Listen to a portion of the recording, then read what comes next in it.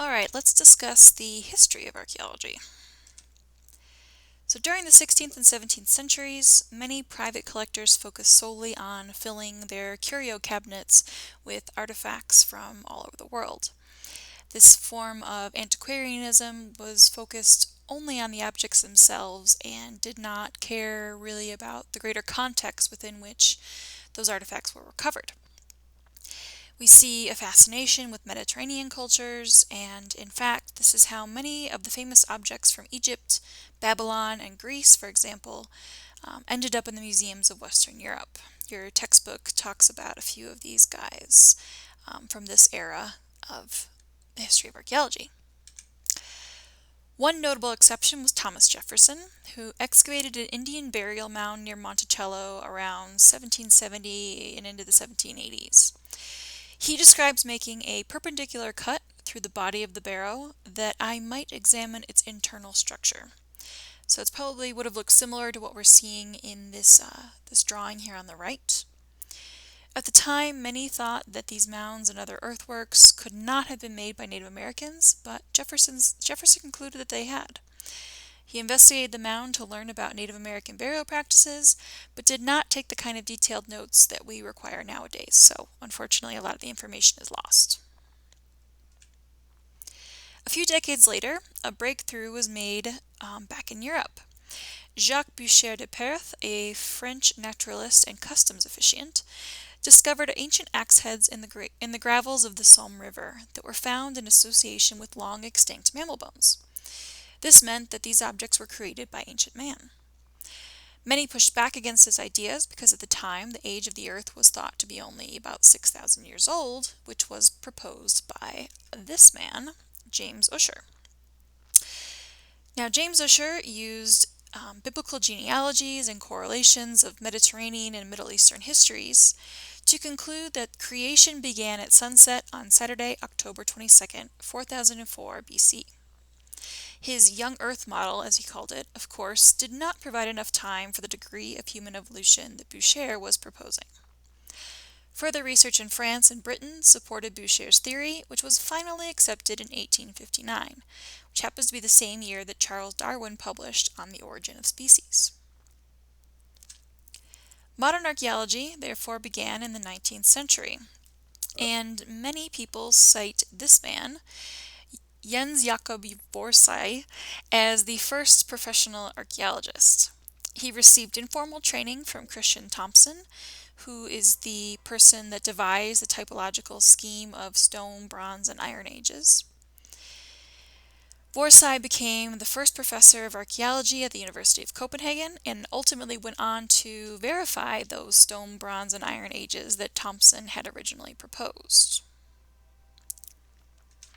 Now, jumping across the Atlantic into the Americas, we have to understand the unique history of how archaeology developed here. Now, in this continent, Native Americans are recognized as the descendant communities of many past societies, and this has contributed greatly to anthropological theory here. It's a very important distinction to make. When we think about it, Old World archaeologists were studying their ancestors, and in New World archaeology, this involved Euro-Americans in many cases studying Native Americans and their ancestors. So this involves a new level of respect and appreciation for the studies that are being done and taking all perspectives into account and consideration. Okay, now we talk about Alfred V. Kidder. He's considered the founder of anthropological archaeology. He was a Michigander. Shout out to my home state. He went to school in Massachusetts as well as Switzerland, then attended Harvard where he received the 6th ever American PhD specializing in archaeology, and it was the first to focus on North America. He studied southwestern ceramics for assessing culture history. And he especially urged others to use controlled excavations and analysis in order to draw inferences regarding subjects like acculturation, social organization, and ritual customs. His work focused primarily on Pecos Pueblo, which is located southeast of Santa Fe, New Mexico. He spent 10 summers there excavating and identified strata in sequence and used the differences in the pottery styles recovered from them to outline the southwestern chronology that's still used today. He also directed excavations in the Maya area where he brought together a team of experts. This included ethnographers, geologists, botanists, and physical anthropologists, and inadvertently began the interdisciplinary nature of archaeological research. Kidder recognized that the ultimate goal of archaeology is to move from things to people. And here he's actually pictured, he's on the right, he's the guy with the pipe talking to Emil Howery at the site of Point of Pines, who is another very prominent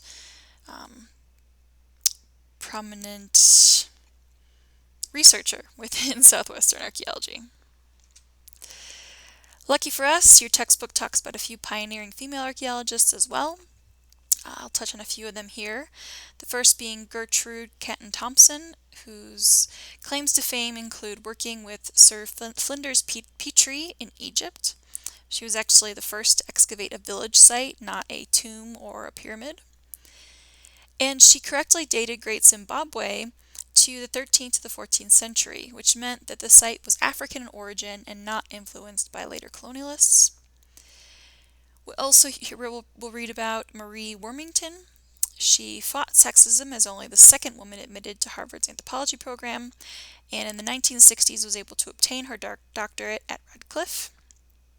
She eventually became the first female president of the Society for American Archaeology, and her work focused primarily on the Paleo-Indian period, and she helped to write for the general public, not just academic audiences. There is a general progression in archaeological approaches that we can see. In the very early days, once it became an organized discipline, we see what many call old-time monumental archaeology. And so this involved a focus on excavating tombs and palaces. This is seen as a time of robbing artifacts. Like I mentioned, a lot of these very famous pieces end up in museums in Western Europe. Researchers at the time were really more concerned about learning about kings and the 1% in the ancient past. This progressed into what's called more the contemporary monumental archaeology, and this approach involves systematic excavation of tombs and palaces. But it was still a focus only on elite culture, that is, just the 1%. So even though we were doing things more systematically and recording detailed information, still focusing only on the 1%. More recently, there is a greater draw towards social archaeology, and this involves the excavation of houses, fields, and workshops, so really trying to focus on the daily life of the other 99% of the population in the past. And even more recently than that, there is what's called nowadays preservation archaeology, and this involves very minimal excavation to preserve the site for future research, so very small scale projects. The photo here on the right, you're looking at a site. You could only see people off in the distance who are working on very small little test pits within the greater Pueblo structure that is there. And that is to get some basic information and allow future techniques to be used that will provide even more or different information. All right, and that brings us to the first activity for the semester, which is asking you to create a timeline. So in the chapter for this week, there is chronology terminology that you'll need to review. So get an understanding of the different systems, BC AD or BCE and CE. You'll need to have an understanding of BP, which means before present, as well as circa, often represented as CA. So take a look through that before reviewing the list of events you see here below. So what I want you to do then is convert all of these periods or events into a single chronological system.